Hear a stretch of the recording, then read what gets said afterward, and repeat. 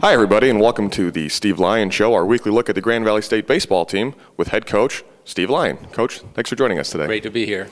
Good weekend for you guys this weekend, an interesting weekend, to say the least.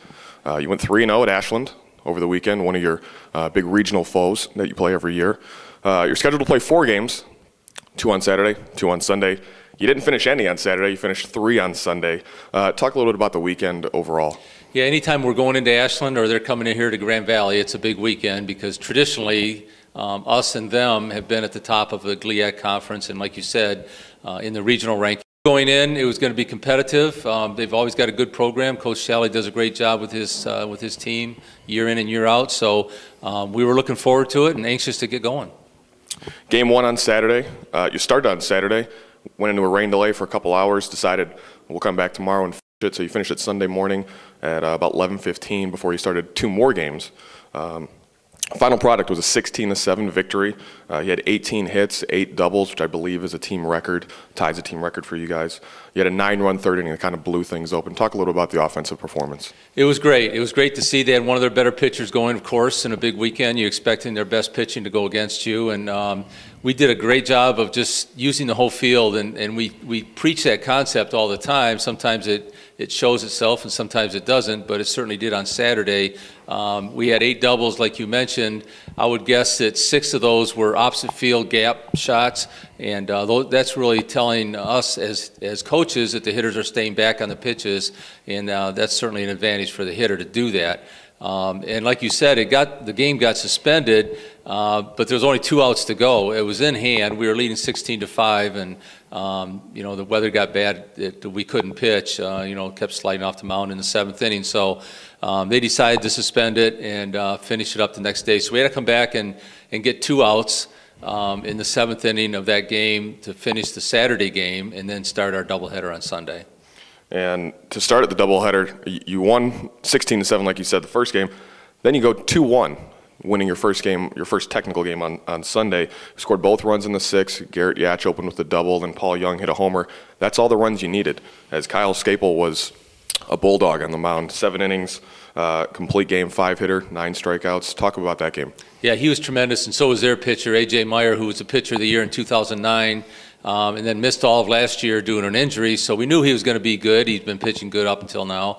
And you win a game 16-7 that we won. The thing that in the back of your mind is, oh, we're going to lose a game 1-0 because in the 6th inning that was the score. Sure. And could we have saved a couple of those runs from Saturday and used them in that game? But like you said, Yatch and Young, who've been doing it all year long, came up in the 6th inning, got a double, and then Paul worked the count to his favor, 3-1, got an elevated fastball and rode it out of the park for a 2-1 lead, and then Scapel just, like you said, was a bulldog and finished the game in style, and we didn't have to go to our bullpen, and Kyle's been pitching that way all year, so we were happy with that win.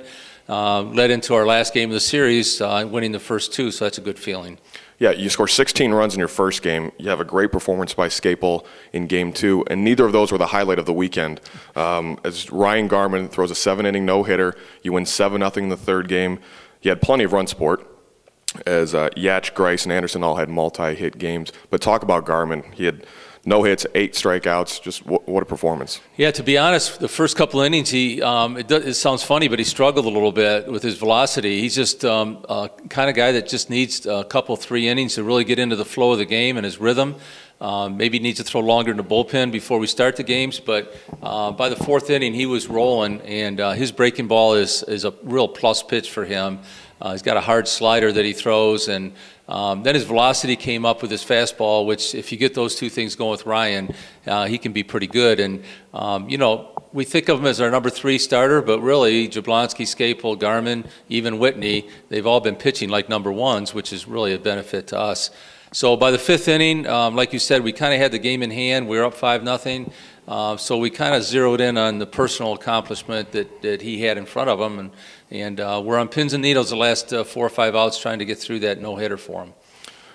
Now, going past the week, you're 18-2 overall, you're 7-0 in league play, 7-0 on the road. You have a busy week coming up this week. Tuesday, you're scheduled to play at Hillsdale, play at home, excuse me, for your home opener against Hillsdale. Wednesday, you're supposed to go play the West Michigan Whitecaps downtown, and then you have Saginaw coming back here this weekend for a 4-game set. Talk about the week ahead. Yeah, we're really looking forward to playing at home. You know, it's we've done well on the road, and I'm very proud of that. But it's always fun to play at home. Let some people come see us play, maybe that haven't seen us play, and certainly the wear and tear being on the road in hotels and eating in restaurants all the time isn't there. So we're looking forward to that. Very competitive Hillsdale team coming in tomorrow, which is you know, a challenge in itself, and then. We have the fun exhibition game on Wednesday. Hopefully we'll get a chance to play it this year against the Whitecaps. And then always a competitive Saginaw Valley series coming up this weekend. So 6 home games this week along with the Whitecaps exhibition. So it's a big week for us. Well, we hope the weather holds off for you guys, and we'll touch base with you again next week, see how everything went. Thanks, DJ. Thanks a lot. And thank you for joining us. I'm DJ Foster. We'll talk to you again next week.